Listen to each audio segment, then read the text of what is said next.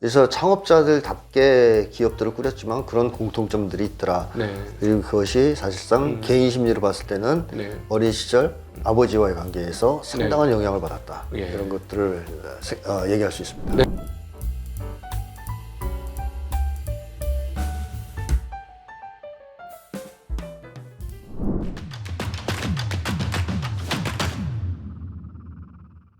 그 각각 세 분의 스타일이 그 아버님 영향도 받고 해서 많이 틀린데 참 각각의 독특한 측면들이 많은 것 같습니다. 이병철 회장 같은 경우는 보통 사업을 하나 할 때 숙고를 거듭하고 맞습니다. 막 저지르는 거 없이 네. 고민하다가 하나씩 네. 그리고 심지어는 그래서 이제 일반인들한테는 뭐 젊은 날에 요종 많이 다녔어 이런 걸로 유명하지만 이 책을 읽고 나서 생각이 들었던 게 그 요종을 다녔던 이유가 자기 생각이 정리가 안 방황. 됐기 때문에 네. 일종의 방황을 했던 거고 자기 생각이 딱 정리됐을 때 모든 걸 딱 끊고 네.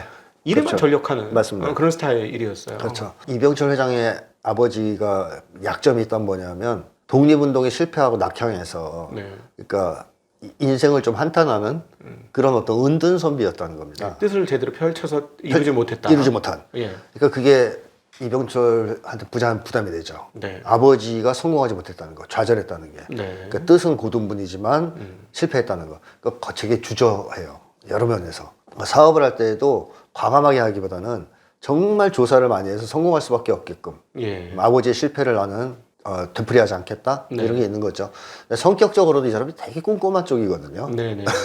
엄청나더라고요. 그러니까 ISTJ잖아요. 예. 그러니까 굉장히 꼼꼼해요. 예. 일 처리도. 그러니까 예. 자기 성향도 그렇고 아버지도 그런 영향을 미쳤고 네. 하다 보니까 사업을 지나치게 신중하게 하는 측면이 좀 있습니다. 네. 그게 이제 덕을 가져온 것도 있죠. 미세한 분야에서는 아주 뭐 도움이 됐죠. 네, 반도체 성공하게 된 것은 사실은 그 이렇게 따져보면은 뭐 이건희 회장이 진취적으로 나가긴 했습니다만 이렇게 꼼꼼하게 따져서 한 5년 10년간 사전 조사를 하고 그렇습니다. 했기 때문에 일본인들이 이렇게 하면 우리도 할 수 있다라는 판단이 그렇죠. 섰기 때문에 그걸 한 게 이렇게 성공의 그런 계기가 아니었나 하는 아주 생각도 치밀하게 준비를 하죠. 예. 이병철 회장은 뭐 하나 그냥 허투루 한 게 없고 네. 막 꼼꼼하게 심지어는 뭐 대리석 센치까지 정해줬다는 얘기가 나오잖아요. 그리고 이 책에서 되게 재미났던 게 그 만년필 광이었는데 만년필을 엄청나게 많은 만년필을 수집했는데 같은 회사 만년필도 펜촉의 느낌이 다르다. 그거를 구분해냈다는 걸 보고 제가 깜짝 와. 그러니까 감각이 굉장히 뛰어난 거죠. 네, 그리고 섬세한 거. 네. 그러면 야 여기 밑에 있었던 사람들은 정말 숨 막혔겠다 이런 생각이 들더라고요. 그럴 수도 있습니다. 네네. 근데 어쨌든 그런 쪽이었고 그래서 정치에도 잘 안 나가려고 그래요. 예. 약간 은둔형이에요. 네. 그러니까 아버지랑 비슷한 거죠. 예. 그러니까 정치인은 거의 손을 안 대려고 그러고 네네. 박정희 되게 싫어했습니다. 아주 싫어했죠. 그랬군요. 네. 이거는 일반인들은 전혀 모르는 내용인데. 네. 아주 뭐 진짜 자기는 사실은 정치하고는 담 쌓고 하고 싶었는데 네. 박정희가 가만두질 않죠. 네. 그래서 뭐 관계를 안 맺을 수는 없었지만 전반적으로 싫어하고 네. 사람들 접촉도 싫어합니다. 하기야 그 부정축제로 첫 번째 1호 대상인가로 부정축제자로 맞습니다. 몰리지 않습니까? 네. 근데 거기에서 저희는 그래서 그 부정축제로 뭐 걸렸으니까 뭐 뭔가 있었다 이렇게 생각하지만 여기 책에서 나온 내용을 보면 부정축제로 걸렸을 때 이렇게 기업에서 돈 번 거를 가지고 부정축제로 가면 적산 받아가지고 하는 사람들은 뭐냐고 굉장히 역적을 냈다는 내용이 나오더라고요. 맞습니다. 이병철 그 당시 회장이 볼 때는 적산 불화를 받아서 큰 기업인들이야말로 가짜 기업인인 거예요. 네. 자기가 볼 때. 네. 자기는 그래도 맨 땅에서 시작해서 네. 해방 전에 뭐 정미소부터 시작했죠. 네. 협동이라는 이름을 붙였습니다. 그것도. 네. 하도 일본 놈들이 한국 사람 협동을 못한다 그래서 의식적으로. 아 그런 내용이 있었군요. 네. 그래서 이제 협동이라는 거 그걸 이제 붙이면 우리 조선인도 잘할 수 있다. 네네. 제일모직 같은 것도 설립할 때 그 당시에는 사대주의가 심하니까 네. 야 400년 전통 가지고 영국 모직과 어떻게 경쟁하냐 그 얘기를 꺼내니까 네. 그건 말이 되냐 왜 못하냐 음. 우리 민족 믿고 하면 되지 이런 식의 이제 발상을 했던 사람이란 말이죠. 그러니까 이 책 보면서 가장 저희가 너무 표면적으로 잘못 알고 있었다. 특별히 이병철 회장에 대해서 그랬던 부분이 뭐냐면 이병철 회장 항상 일본에 자주 가 있고 그래서 뭐 일본통이고 그래서 저희는 그냥 완전 친일 인사라고 생각했어요. 왜냐면 일본 기술도 다 띄워왔고 네, 뭐 모든 것들이 일본 기술 띄워왔고 반도체도 사실 거기서 배워서 시작을 했을 테니 네. 그렇게 생각한 게 아니고 이 책을 읽어보니까 친일을 하는 게 아니라 그 길을 하고 반일. 용의를 한 맞습니다. 그 길이 목적이었다고 봐야죠. 그런 분이더라고요. 그 이병철 회장이 그 한 얘기 중에 그 굉장히 주목해야 될 얘기는 지금 한국의 뉴라이트나 극우 쪽에서 그런 얘기를 해요. 네. 일본이 우리를 근대화시켜줬다고. 근데 이병철 회장이 자서전에서 뭐라 그러냐면 네. 일본이 우리에게 준 가장 큰 피해는 민족 인재를 말살한 것이다. 일본 식민지 시절 동안 예. 민족 인재가 클 수가 없었다. 아, 그렇죠. 학교를 못 보내고 고등교육을 못 받았으니까. 고급 기술자, 학자 이런 걸 낼 수가 없었으니까 네. 해방 이후에 건국을 하고 사업을 하려는데 아무도 없더라. 아. 그러니까 우리가 어떻게 잘 살 수 있었겠냐. 그렇죠. 이분은 뭐 일제시대 때부터도 굉장히 잘 살고 그 사업을 영위하시던 분이었으니까 네. 얼마든지 사람 인재를 땡겨올 수 있는 능력이 그렇죠. 있었던 분이니까. 근데 없는 거예요. 네. 그래서 일본이 우리에게 피해를 끼친 최대의 문제는 바로 민족 인재를 말살한 거다. 이게 우리에게 씻을 수 없는 죄악이다. 예. 그러니까 이분의 관점은 항상 사람을 중심에 놓고 네. 사람이 다 하는데 네. 일본 놈들이 우리 민족을 다 망쳐놨으니까 이거만큼 큰 피해가 있냐. 이렇게 보니까는 삼성의 스타일이 이제 읽혀지는데 삼성이 어떻게 경영 스타일 중에 뭐가 있냐면 뭐가 잘 안 되면 최고 인재를 뽑아서 뚫거든요. 네. 그 이제 신라호텔 주방장 관련해서도 되게 재미난 얘기인데 신라호텔 사장이 이건희 그 회장한테서 얘기를 하다가 신라호텔을 좀 개선을 해야 될 것 같아. 근데 열심히 하겠습니다. 그러니까 열심히 말고 이래서 굉장히 긴 침묵의 시간이 있었대요. 네. 그래서 갑자기 그 신라호텔 대표가 땅 하고 떠오르는 게 있어 최고의 요리사를 데리고 오겠습니다. 네. 그랬더니 응 그래야지 이랬다는 거예요. 그러면서 보면은 그 반도체도 그렇고 네. 당시에 최고의 인재를 굉장히 큰 돈을 주고 맞습니다. 데리고 와서 개선을 시키거든요. 그 이병철 회장의 스타일이 그래요. 인재를 등용하고 최고 인재를 네. 그럼 무조건 믿어줘야 된다. 그럼 그 사람들이 해준다. 예. 그래서 사람을 쓰면 의심하지 말라는 얘기를 자꾸 하죠. 예. 밀어줘라. 예. 그래서 인재 중심, 사람 중심의 경영을 사실상 내세웠던 사람이에요. 네. 그래서 초기에 사실 이병철 회장이 거기에 감흥을 받은 것 중에 하나가 한국전쟁이 터졌을 때 네. 처음에는 안 도망갔단 말이에요. 네. 나 같은 그래도 애국적 기업인을 인민군이 뭐 어떻게 하겠어? 네. 악독 자본가도 아닌데. 근데 예상대로 인민군은 가만뒀는데 네. 나중에 이렇게 한국군이 다시 올라가니까 부역자 취급을 하는 거예요. 그런 경우를 당했군요. 네, 그래가지고선 굉장히 고생을 하고 그 비판 많이 했죠. 왜 남아있었던 사람들 그렇게 괴롭혔냐. 이승만 정권. 그 다음에 이 두 번째 다시 한번 서울을 뺏기지 않습니까? 네. 그때는 남아있다가 피해를 받기 때문에 내려가요. 네. 피난을 갑니다. 그러면서 자기 부하들 그 당시 믿고 있었던 사람들한테 맡겨요, 기업을. 근데 돌아오면 네. 왔을 때 그랬던 거죠. 이거 그냥 다 버리고 도망가지 않았겠나. 네. 뭐 지키긴 했을 그 사이에 사업을 확장시키는 거예요. 이 사람이 한 번 믿고 이렇게 맡겨놓으니까 네. 이렇게 열심히 하는구만. 그 대표가 맥스웰 그 프리마 그 동서입니다, 동서. 거기 김 대표가 그 믿었던 그 비서 중에 한 명이고 네. 그 사업 무너졌을 때 자금을 쫙 모으고 있다가 여기 있습니다, 회장님. 그래가지고 사업을 일으키는데 도움을 줬던. 그렇군요. 그래가지고 동서 갈 때 이병철 회장이 굉장히 강력한 지지를 했던 걸로. 네네. 그러니까 결국 그 얘기가 다 연결되네요. 네, 연결이 되는 네네. 거죠. 이런 것들이 결국 이제 사람을 중시하는 모습이었지만 어쨌든 이병철 회장은 좀 조심스러워요. 사업이 항상 스타일이. 네. 근데 정주영 회장은 아시다시피 네. 질르는 사람이죠. 가출. 지르죠. 정미소 해. 불타면 또 해. 네. 이런 식이거든요. 그러니까 사실은 그 거의 불모의 땅에서 없었던 사업을 일으킨 게 아마 현대그룹이 제일 많지 않을까. 중우장대 사업이라고 네, 그러죠. 그렇죠. 중장비, 네네. 중공업 쪽, 예. 그 자동차, 조선, 그렇죠. 뭐 이런 것들을 막 일으켰잖아요. 네. 그 유명한 일화가 있어요. 그 조선소 하려고 외국에 나가서 네. 투자를 유치할 때 사진을 보여주는 백사장 사진 보여줬다는 얘기 있지 않습니까? 네. 아무것도 없는. 그리고 야 니네가 무슨 근거로 조선업을 해? 그랬더니 야 우리 거북선 만드는 민족이야. 네네. 그래서 결국에는 그것도 뭐 상대방이 인물이 되니까 빌려줬겠죠. 예, 그 예. 말에 넘어갔겠습니까? 예. 딱 봤을 때 야 이게 괜찮은 거물인데 네. 빌려도 되겠네. 해서 이제 투자 유치받아서 조선소 일으켰잖아요. 그러니까 그거는 아무나 발상을 하는 게 아니에요. 네. 정주영처럼 네. 그냥 거대하게 착상을 하고 과감하게 돌진하는 스타일의 사람들만 할 수 있는 건데 네. 이게 이제 아버지 영향을 받은 거란 말이에요. 근데 아버지가 또 그렇게 꼿꼿한 분이다 보니까 네. 정주영 회장도 이 기업을 운영하면서 스케일이 크고 네. 직원들 간의 화합을 중시하고 그다음에 한 번 결정 나면 네. 저돌적으로 달려들어서 돌파하는 네. 이런 이제 사업 분위기를 만들었죠. 네, 그럼에도 불구하고 개인적인 삶은 굉장히 검소해서 아. 그런 측면에서 많은 국민들의 지지를 많이 받았던 분 그렇습니다. 아닌가 싶어요. 존경도 받았죠. 사실 그렇게 살 필요는 없는데 그 정도 잘 살면. 그게 자기 스타일인 거예요. 네. 안 맞는 거예요. 집에다 사치품 넣고 네. 비싼 옷 입고 이런 게 체질이 안 맞는 사람인 거죠. 네. 그래서 그 재밌는 일화가 그 정경련 회장할 땐가 뭐 그럴 때인데 네. 그 현대 사옥 뒤에 국밥집이 맛있는 데가 있답니다. 예. 거기 가면요 아무도 없이 경호원이고 뭐고 아무도 없이 혼자서 국밥 먹고 있는 장면을 본 사람들이 있어요. 그러니까 그 저렴한 국밥을 먹는 거죠. 뭐 신발 그 뒤축 까져서 뭐 헤어지는 거 신는다든가 이런 건 유명한 일하고요. 네. 그러니까 본인 자체가 이렇게 돈을 막 쓰고 네. 화려하게 사는 쪽은 아니죠. 네. 검소하게 사는 쪽입니다. 체질적으로. 그래서 직원들한테 오히려 그 돈을 좀 주는 게 맞다라는 쪽이었는데 네. 정주영 회장도 그런 점에서 보면은 이병철 회장과 같이 사대주의하고는 거리가 먼 기업인이라고 볼 수 있거든요. 네. 그러니까 대표적인 게 포니입니다. 포니. 저보다 앞세대 분들은 잘 아실 텐데 네. 당시에 한국에서 차를 만들어 말도 안 되는 얘기라고 그렇습니다. 생각했었던. 게다가 그걸- 자체 모델. 예. 그러니까 76년에 포니 출시했는데 이때 포니를 출시하자 77년 5월 달에 그러니까 주한 미국 대사인 리차드 스나이더가 정경 불러요. 호텔로. 그래가지고 독자 개발 포기해라. 그래서 싫어요 그러니까 온갖 협박을 다 한 거예요. 너 작살내겠다. 우리 미국을 뭘로 보고 네가 이 까부냐. 근데 그때 이 정주영 대표가 뭐라 그랬냐면 절대로 포기할 수 없다. 그러니까 쉽게 하면 망해도 좋다. 마음대로 해봐라. 이렇게 이제 얘기를 한 거예요. 정주영 회장은 정말 모든 걸 거는 스타일이에요. 그렇죠.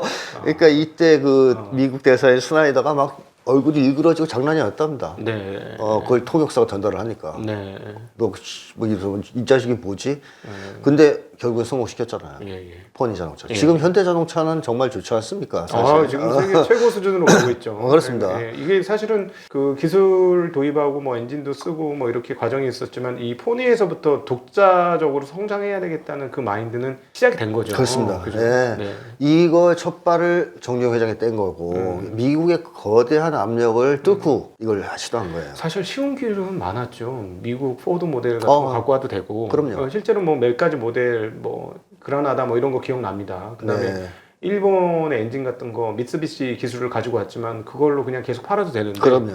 거기서 멈추지 않고 그거를 개선시켜서 이제는 미쓰비시하고는 비교할 수 없는 자동차 맞습니다. 회사가 돼버렸어요. 그렇습니다. 네네. 그 단초가 바로 이런 도전에 있었던 것이고 절대 허란 도전이 아니었다 이런 네네. 얘기입니다. 김우중도 마찬가지예요. 회장도. 김우중 회장도 이 아버지의 영향을 받아서 이 사람은 굉장히 지적인 스타일로 사업을 했던 사람이죠. 예, 전략 세우고 그분이 원래 꿈이 학자예요. 그래서 학자를 되게 싫어해요. 아 왜요? 학자답지 않다고. 아. 진짜 학자는 저러면 안 된다. 그래서 학자에 좀 비판적인 게 있어요. 김우중 회장은 거의 인텔이고요. 네. 그 사실은 교수가 되고 싶었는데 왜 못 됐냐면 아버지가 월북해서 못한 그렇죠. 거예요. 일종의 연좌제죠. 네, 그러니까 당시에는 이 정치인도 안 돼. 위험한 거예요. 자기가 볼 때. 아버지가 북에 있으니까 형이랑. 아버지 얘기를 일절 꺼내지 않다가 재벌 총수가 된 다음에 아버지 기념관 짓잖아요. 아 그렇군요. 네, 그 얘기를 꺼내지 않다가. 그러니까 이제는 설마 나를 건드리겠어? 뭐 이런 게 있을 때쯤.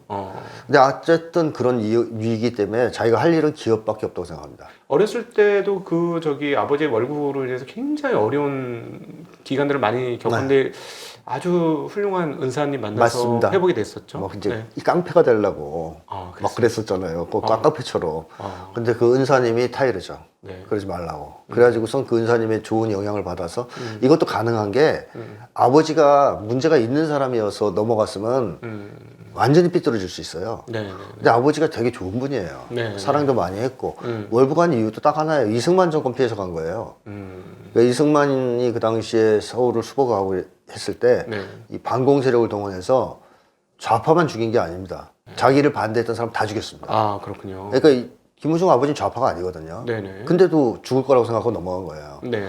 그러니까 이제 김우중 회장은 이제 그런 아픔이 있지만 그 전까지 아버지 관계가 워낙 좋았기 때문에 네. 그 은사의 조언이 들어오는 거죠. 네. 남성 관계가 좋으니까. 예. 그래서 김우중 회장은 방향을 기업가로 잡아요. 네. 이건 뭐라 못하겠지. 예. 이거 내가 돈 버는 일을 하는데 뭐 좌판이 뭐 이런 얘기는 안 나올 거 아니냐. 네네네. 해서 기업가가 된 분이에요. 근데 항상 마인드는 어디가 있냐면 학자 쪽에 가 있습니다. 네. 이분이 굉장히 엘리트 쪽 지향을 향해서. 예.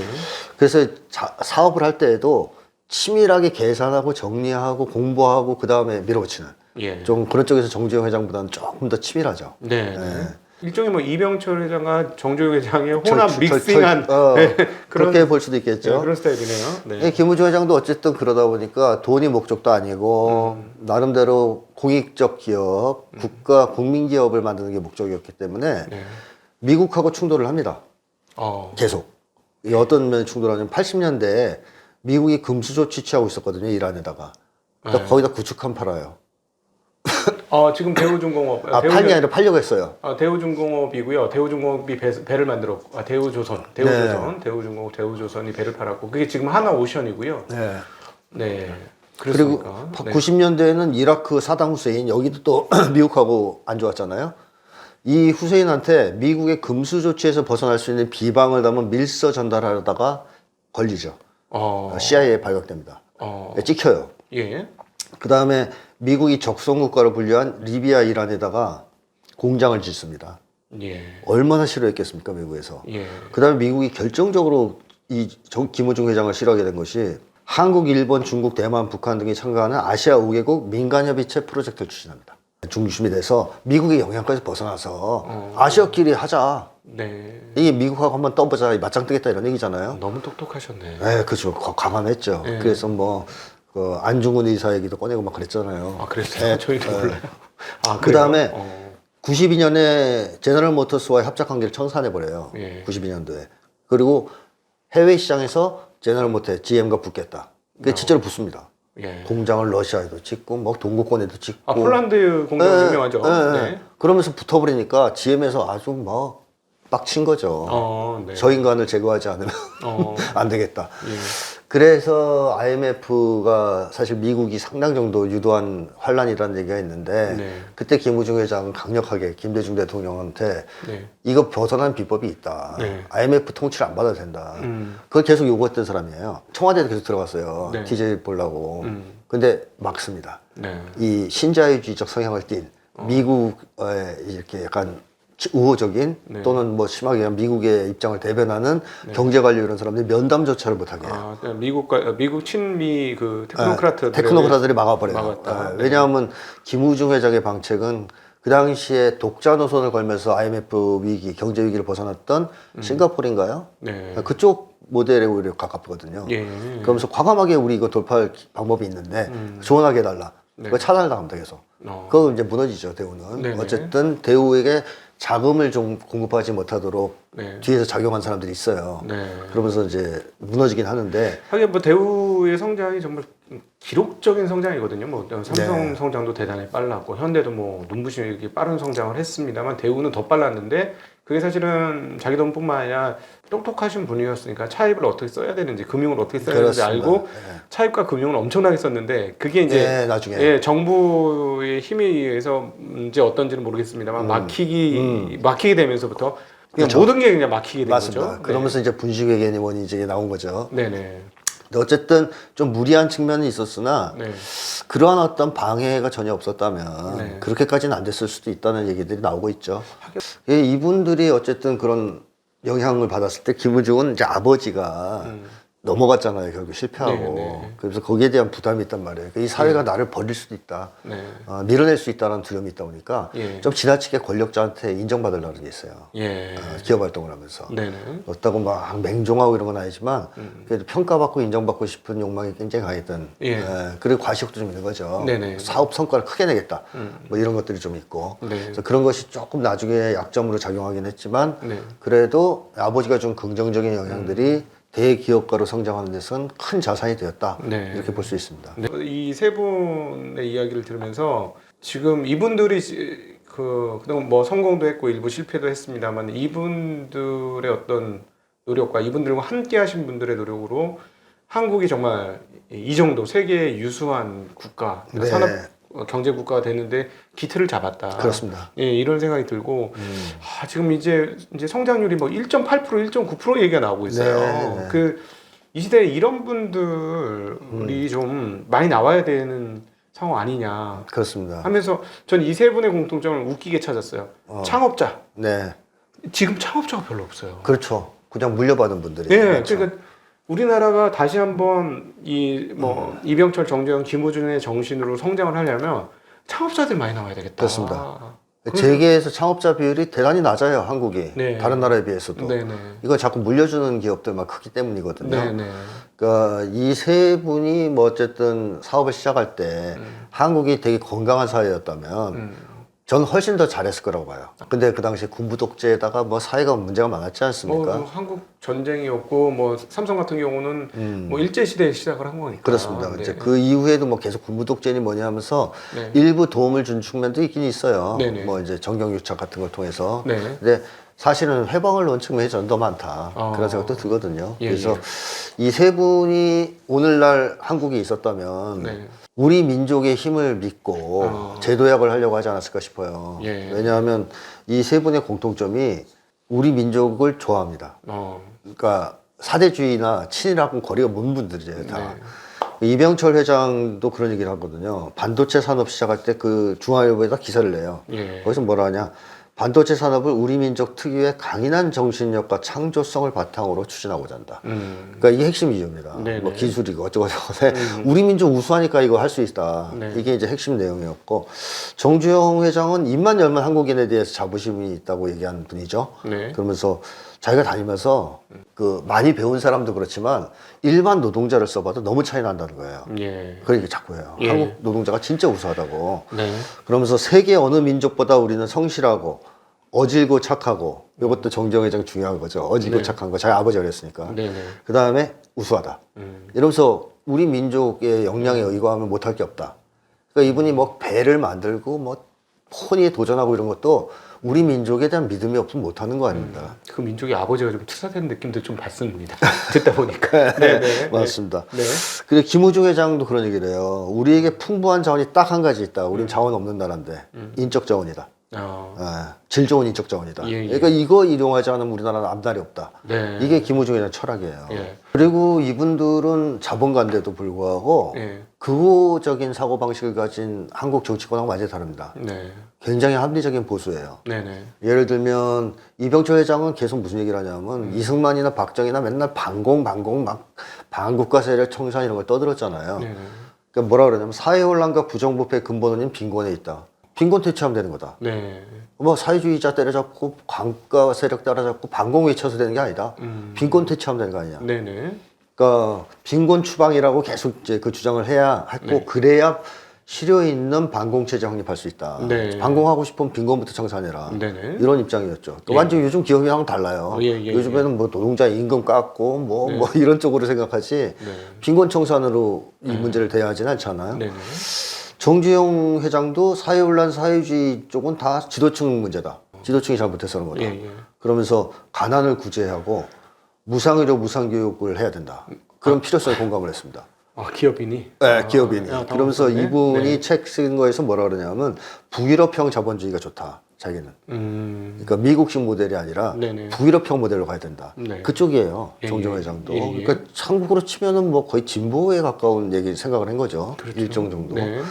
네, 김우중 회장도 계속 강조했던 게 상대적 빈곤 해결해야 된다. 불평등. 네네. 요걸 해결하자면 안 된다. 그래서 사회 지도층이 노블리스 오블리제가 네. 있어야 된다. 음. 그러니까 지금의 한국에 어떻게 보면 기업가들하고 많이 달라요. 네네네. 한국 기업가들은 보통 극우적 성향이 좀 있단 말이죠. 최근에? 최근에는 오히려. 근데 이분들 보니까 저는 어떤 생각이 들었냐면 이런 합리적인 그 보수주의 기업가들이 굉장히 많이 있을 것 같은데 그분들이 다 숨어 있는 것 같아요. 그럴 수도 있죠. 목소리를 네. 못 내고. 네, 근데 그분들이 좀, 저는 이 책 읽고 나서, 이런 분들이 좀, 앞으로 좀 나와서 사회의 의견을 좀 개진해주고 이러면 사회가 훨씬 더 좋을 텐데, 오히려 너무, 좀 요즘 너무 답답하다 이런 생각 많이 네, 들어요. 맞습니다. 네. 그래서 이분들이 뭐 이제 그런 식으로 합리적 보수 성향이 있고 그러다 보니까 노동자들한테 후대를 했다, 잘해줬다 이런 점에서도 공통점이 있죠. 네. 세 분이. 그러니까 예를 들면 이병철 회장의 지로는 동종업계 최고 임금이에요. 그리고 아이러니하게도 지금은 시대착오적인 철학이 됐어요. 무노조 경영이. 그래서 노조 탄압의 주요한 수단으로 악용되고 있는데 네네. 원래 이병철 회장이 그거 하려고 할 때 뭐였냐면 네. 회사 내에서 노조가 필요 없을 정도의 상생을 하겠다는 거였어요. 네. 사회주의 성향이 있어가지고 네네. 내가 운영하는 회사는 노동자를 착취하지 않는데 무슨 노조가 필요해. 잘 지내면 되지. 후손들이 좀 그걸 알았으면 좋겠어요. 아버지의 뜻을. 네. 그리고 정주영 회장은 아까도 얘기했지만 업계 최초로 점심을 제공하기 시작했는데요. 그 당시에는 회사에서 점심을 주는 일은 없었다 그럽니다. 그리고 어느 날 정주영 회장이 건설하는 데를 갔는데 노동자들이 여기저기 누워있고 막 앉아있고 그런 거예요. 그러니까 점심시간에 되면 밥을 안 먹지. 딱 보니까 밥이 못 사오는 거죠. 밥을 먹을 능력, 아니 형편도 안 되고. 형편이 안 되는 거죠. 네. 그러니까 그걸 보자마자 정주영 회장이 밥 줘라. 밥 줘라. 그게 점심 제공을 시작한 거예요. 네. 그러면 또 다른 업계가 안 따라할 수 없잖아요. 그렇죠. 그러면서 점심을 주는 관행이 만들어졌다. 예. 이런 것만 봐도 정정 회장이 사람을 대하는 태도, 있는 대로 짜먹겠다가 아니라는 걸 알 수 있고요. 임금 인상 계속 해야 된다고 주장하다가 욕먹었다는 얘기는 아까 말씀드렸고. 네네. 김우중 또 회장도 재밌는 점은 뭐냐면 이 평가하는 사람들이 김우중 회장이 기업 인수합병 한 걸 보면 굉장히 뚜렷한 특징이 나타난다. 그 부분도 굉장히 재미난 대목이었어요. 이 책에서 제가 보기에는. 저 읽어드리면 대우가 창조해낸 부실기업 정상화 방법에는 뚜렷한 특징들이 있는데 부실기업을 인수할 때 종업원들의 사기 진작을 위해 혁신적 복리후생 정책을 시행했다. 그러니까 인수를 한 기업을 구조조정한 게 아니라 오히려 월급을 더 올려주고 예, 복리를 향상시켜줘가지고 맞습니다. 흡수를 했다라는 얘기죠. 복지시설을 해주고 보통은 남의 회사 먹으면 다 자르잖아요. 그렇죠. 네. 임금부터 깎으려고 하고 김우중 회장은 그 회사를 살리는 비결을 그 사람들의 사기 진작에 둔 거예요. 네네. 그래가지고 임금 올려주고 네네. 복리정책 복지정책 취하고 사실은 M&A로 큰 기업이죠. 그럼부터 대우가 엄청 크거든요. M&A로. 예. 그래서 김우중 회장의 지론이 기업 간의 인건비 줄이기 위해서 골몰하지 말고 거기에다 쓸 에너지를 다른 생산적인 데 사용해야 된다. 왜 이렇게 임금 깎는 데만 신경을 쓰냐 이런 얘기를 하면서 정리해고 반대를 공개 천명을 했었고요. 노동조합의 요구 조건을 상당 부분 수용하려는 자세가 있었어요. 그러니까 예를 들면 대우가 파업했을 때 인천 쪽에서 직접 가서 협상합니다. 노동자들하고 자기가 회장인데 가서 협상에서 상당 부분 들어줘요. 그러면서 문제를 해결해요. 그러니까 뭐 쇠파이프를 갖고 뭐 경찰을 동원해서 진압하고 이런 게 아니에요. 대화해서 풀어요. 정주영 회장도 그런 시도를 하다가 한번 이제 봉변을 당한 적도 있어요. 노동자들 모여있는 집회에 대규모 집회니까 그 당시에 80년대 7, 8, 9 노동자 대투쟁이니까 상당히 이제 그동안 쌓인 분노가 폭발하니까 좀 과격했습니다. 근데 그 거대한 집회에 간 거예요. 가서 대항하겠다고. 그러니까 노동자들의 분위기가 그걸 놔둡니까? 꺼지라 그러고 막 난리가 난 거죠. 그러니까 막 이렇게 하고도 겨우 빠져나가니까 수행원들이 얼마나 민망합니까? 그래서 식사하는 데서 서 회장님 오늘 너무 봉변당하셨습니다. 앞으로 그런 자리 가지 마시죠. 그랬더니 열정적이고 멋있대. 역시 그래서 젊음이 좋은 거예요. 기분이 안 상했다는 거예요. 수행원들이 놀란 거죠. 그런 일을 당해도 기분이 안 상해? 그러니까 이 사람들은 정주영 회장은 최대한 들어줘라. 어느 정도. 뭐 이런 입장이었던 거죠. 그러니까 지금 세계 창의성을 연구하는 학자들이 세계 유수의 기업들을 연구해 보면 성공한 기업들 거의 다 그 일체예요. 직원들을 최대한 대우해주는, 잘해주는. 그래서 그 직원들이 행복감이 높아요. 직장에서 행복감이. 그러니까 그게 창의성으로 연결이 된다는 거거든요. 그러니까 이렇게 쫓기듯이 막 힘들게 밀어붙여서 너 이거 못하면 죽어 이런 식으로 했을 때는 아이디어가 나와봤자 그렇게 반짝거리는 게 나올 수는 없어요. 근데 그 정도로 분위기가 좋고 기분이 좋고 사기가 올라가면 창의성이 막 살아나는 거죠. 그러면서 그게 이제 기업을 살리는 촉진제다. 그래서 그분들은 기업 문화가 중요하다 이런 이제 결론들을 내리고 있는데 저는 한국 기업도 이제 그때 좀 바뀌어야 되지 않느냐. 그래서 최대한 그 당시에 어떻게 보면 한국에서 뭐 현대에 다닌다, 삼성에 다닌다 그러면 다 부러워했어요. 그렇죠. 요즘에 삼성 다닌다 그러면 다 걱정하거든요. 너무 일을 많이 시켜가지고. 아니 옛날에도 일은 많이 했어요. 일은 뭐 밤새 하곤 했는데 그게 이제 그 기술자들 보면 자기가 어떤 인정을 받으면서 밤을 새면 그거 할만합니다. 그렇습니다. 예, 자부심도 생기고. 예, 예. 그리고 내가 이걸 만들었다. 그렇죠. 그러니까 그것을 촉진시켜주는 문화냐, 아니면 넌 이거 맡겨진 일을 왜 똑바로 안 해? 이런 문화하고는 또 천지 차이인 거거든요. 맞습니다. 예. 자발성을 중시하는 예, 그런 문화죠. 그래서 창업자들답게 기업들을 꾸렸지만 그런 공통점들이 있더라. 네. 그리고 그것이 사실상 개인 심리로 봤을 때는 네. 어린 시절 아버지와의 관계에서 상당한 영향을 받았다. 예. 이런 것들을 얘기할 수 있습니다. 네, 저는 오늘 그 가정교육 시간이기도 했고, 뭐 경영 인사관리 시간이기도 했고, 그다음에 어떤 기업가 정신에 대한 시간이기도 했고, 그러면서 동시에 이런 분들이 지금 이 시점에 정말 그 어느 때보다 많이 필요한 때가 아닌가 하는 생각. 그리고 또 이런 분들 조금 더 많이 일어나 줬으면 좋겠다. 지금 돈 이러는데 돈을 초월할 수 있는 정신을 가진 분이 나오면 그분은 돈도 없고 주변 사람들도 일으켜 세우고 또 나라도 일으켜 세울 수 있지 않을까 네. 하는 생각도 동시에 해봤습니다. 그래서 참 이 책 읽으면서 이런 분들이 참 그립구나, 그리고 우리가 제대로 파악을 잘 못하고 있었구나, 이런 생각이 많이 들어서 이 책 써주신 거에 대해서 너무 감사하게 생각하고, 네. 여러분 이거 이 책 사시려면은 안타깝게도 지금 절판돼 있어가지고 안 팔려서. 안 팔려서? 잘 안 팔려서. 재밌었는데? 이북으로 사시면 되겠습니다. 이북을 사시면, 네, 이북으로 사셔서 읽으시기를 한번 권해드리고, 이번 설날 때 한번 읽어보시면 한국 사람에 대한 저력, 그다음에 기업가 정신, 이런 것들도 새롭게 새기는 시간이 되지 않을까 싶습니다. 이렇게 귀한 시간 함께 만들어주신 심리연구소 함께 우리 김태형 소장님께 감사드리고, 함께 해주신 모든 시청자분들께도 감사 인사 드리겠습니다. 인사드립니다. 고맙습니다.